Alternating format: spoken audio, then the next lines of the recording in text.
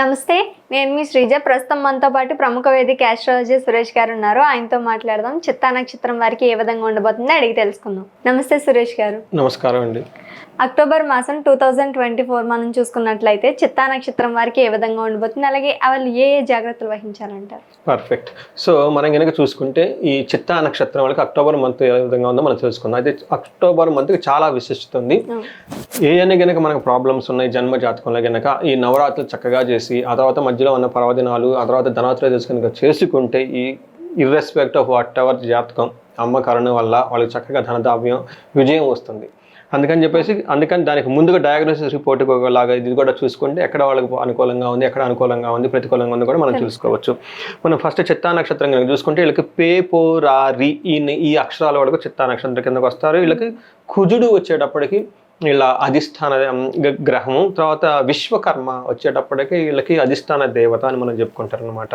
అయితే మనకి చిత్తా నక్షత్రం వాళ్ళు కనుక చూసుకుంటే 4 గ్రహాలు వచ్చేటప్పటికి ఫాస్ట్గా మూవింగ్ ఉంటాయి. ఆల్మోస్ట్ మంత్లీ చేంజెస్ ఎక్కువగా ఉంటాయి కాబట్టి నక్షత్రం ప్రతి 2 వారాలకు ఒకసారి చేంజెస్ ఉంటాయి కాబట్టి వీళ్ళకి సూర్యుడు, తర్వాత మంగళుడు, బుధుడు, శుక్రుడు ఈ గ్రహాలు కన్సిడరేషన్ చేస్తే వీళ్ళకి చాలా విషయాల్లో చాలా బాగా ఉంది. అవుట్ ఆఫ్ 7 పాయింట్స్లో 4 పాయింట్స్ చాలా పాజిటివ్గా ఉన్నాయి. 3 పాయింట్లు కొంచెం కేర్ఫుల్గా ఉండాల్సిన విషయం ఉంది.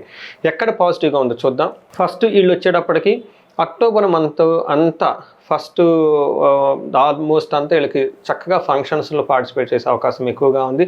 ధనలాభం వచ్చే అవకాశం ఎక్కువగా ఉంది కాబట్టి దీపావళికి తర్వాత దసరాకి చక్కగా గ్రాండ్గా చేసుకునే అవకాశం వీళ్ళకి ఎక్కువగా ఉంది ధనం ఉండటం వల్ల. తర్వాత ఈ మంత్ అంతా వీళ్ళకి చాలా క్షేమంగా ఉంటుంది, చాలా సౌఖ్యంగా కూడా ఉంటుంది. అంతేకాకుండా వీళ్ళకి ఐశ్వర్యం కూడా కలిసి వచ్చే అవకాశం ఎక్కువగా ఉంది. అంటే బాగా ఆహ్లాదకరంగా ఉండటం, ఎంజాయబుల్గా ఉండటం, పేరు ప్రఖ్యాతులు రావటం, గౌరవింపబడటం ఇవన్నీ జరిగే అవకాశం ఎక్కువగా ఉందని చెప్పుకోవాలి. అయితే చిత్తా నక్షత్రం వల్ల కొన్ని విషయాల్లో కేర్ఫుల్గా ఉండాలి. ఏ విషయంలో కేర్ఫుల్గా ఉండాలి, వీళ్ళకి అనుకున్న పని కాక ఇబ్బందులు పడే అవకాశాలు కొన్ని ఉన్నాయి కాబట్టి పెద్ద పెద్ద పనులు ఏం ప్లాన్ చేసుకోకుండా రొటీన్గా ఉన్న పనులు చేసుకుంటే చాలా మంచిది. రెండోది, కొన్ని విషయాలు వీళ్ళకి మరణ భయం పట్టుకుంటుంది. అంటే మరణ భయం అంటే శారీరకంగా చనిపోతాను కదా, ఒక పని చేయాలి, ఈ పని అవుతుందా లేదా, ఈ పని ఫెయిల్ అయితే ఎలా, తర్వాత ఏం చేయాలి, ఇట్లాంటి సందిగ్ధకు సంబంధించిన ఆలోచనలతో భయపడే అవకాశం ఎక్కువగా ఉంది. ఆ భయం టూ మచ్ భయపడే అవకాశం ఎక్కువగా ఉంది. సో అంత ఎక్కువగా భయపడకుండా ఉండడానికి వీళ్ళకి లైఫ్ స్టైల్కి సంబంధించి చాలా కేర్ఫుల్గా ఉండాలి. మెడిటేషన్ చేసుకోవటం, యోగా చేసుకోవటం. మనకి ఇప్పుడు ఇందాక చెప్పుకుంటే ఆశ్వీజ మాసం కాబట్టి చక్కగా మన యాత్రల్లో పార్టిసిపేట్ చేయటం, తర్వాత ఈ నవరాత్రుల్లో పార్టిసిపేట్ చేయటం, తర్వాత కుటుంబం అంతా కలిసి చక్కగా ప్లాన్ చేసుకుంటే చాలా చక్కగా బాగుంటుందని మనం చెప్పుకోవచ్చు. ఇది కాకుండా వీళ్ళకి మనకి ఏం చెప్తారంటే పెద్ద పెద్ద గ్రహాలు కొన్ని ఉంటాయి అనమాట. తర్వాత వచ్చేటప్పటికి గురుడు, తర్వాత శని, రాహు, కేతులు వీటి ఇంపాక్ట్ వల్ల మనకి ఏముంటుందంటే వీళ్ళకి 4 విషయాలు చాలా ఫేవరబుల్గా ఉన్నాయి. ఒక విషయంలో మాత్రం చాలా టఫ్గా ఉంది. ఏ విషయాల్లో ఫేవరబుల్గా ఉందంటే ధనం విషయంలో చాలా ఫేవరబుల్గా ఉంది. ధనం వీళ్ళకి చక్కగా వస్తుంది, సుఖం ఉంటుంది. అయితే ఇప్పటిదాకా హెల్త్ విషయంలో ఎవరైతే సఫర్ అవుతూ ఉన్నారో ఇక్కడ నుంచి వీళ్ళకి హెల్త్ రికవరీ అయ్యే ఛాన్సెస్ ఎక్కువగా ఉందని మనం చేసుకోవాలి. తర్వాత వీళ్ళకి మరణం సంబంధించిన భయము, మరణం కలిగే సిచ్యువేషన్ కూడా అవకాశం ఎక్కువగా ఉంది కాబట్టి చాలా జాగ్రత్తగా ఉండాలని మనం కోరుకుందాం. చిత్తా నక్షత్రం కనుక చూసుకుంటే లేడీస్ వల్ల ఇబ్బందులు వచ్చే అవకాశం ఎక్కువగా ఉంది. సూర్యుడు వల్ల ఉండటంతో కొంచెం హార్ట్ పేషెంట్స్ వాళ్ళంతా కొంచెం జాగ్రత్తగా ఉండాలి. హెల్త్కి సంబంధించిన విషయాల్లో కొంచెం కేర్ఫుల్గా ఉంటే కనుక చాలా బాగుంటుంది.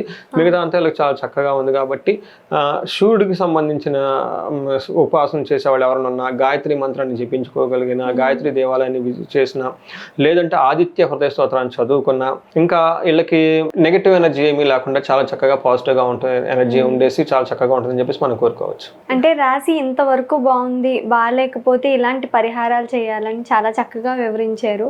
అండ్ ఇంకా పరిహారాలు తెలుసుకోవాలని కానీ హోమం చేయాలనుకునే వాళ్ళు మీ అపాయింట్మెంట్ కావాలనుకుంటే ఎలా రీచ్ అవ్వాలంటారు? వాళ్ళకి ఇండివిజువల్గా జాతకాన్ని కనుక మనం చూస్తే ఇంకా చాలా విషయాలు అందులో మనకి విశ్లేషించి వాళ్ళకి చెప్పొచ్చు. ఇండివిజువల్ గా జాతకం తెలుసుకోవాలన్నా సో అలాంటి వాళ్ళు ప్లస్ జ్యోతిష్ శాస్త్రం ఎవరైనా నేర్చుకోవాలనుకున్నా, లేదంటే ఇంకో హోమాల గురించి కానీ ఆధ్యాత్మిక చింతన గురించి కానీ ఎవరైనా మనకి క్లారిటీ కావాలనుకుంటే స్క్రీన్ మీద కనిపిస్తున్న నెంబర్ ద్వారా మనకి కనెక్ట్ అయితే వాళ్ళకి గైడెన్స్ ఇవ్వచ్చు. కోర్స్ తీసుకోవాలన్నా కూడా కోర్స్ తీసుకున్నా కానీ మనం చక్కగా జ్యోతిష్ శాస్త్రం వాళ్ళకి నేర్పొచ్చు. మోస్ట్ ఆథెంటికేటెడ్ నాలెడ్జ్, యాన్షియంట్ ఇచ్చిన ఋషి పరంపర జ్ఞానాన్ని వాళ్ళకి అందించు. Thank you so much sir. Thank you. మీకు కూడా ఏదైనా ఇండివిజువల్గా ప్రాబ్లమ్స్ ఉన్నా, సార్ అపాయింట్మెంట్ కావాలి అనుకున్న స్క్రీన్ మీద ఉన్న నెంబర్కి కాల్ చేయండి. ఈ వీడియోపై మీ అభిప్రాయాన్ని కామెంట్ చేయండి, సబ్స్క్రైబ్ చేయండి.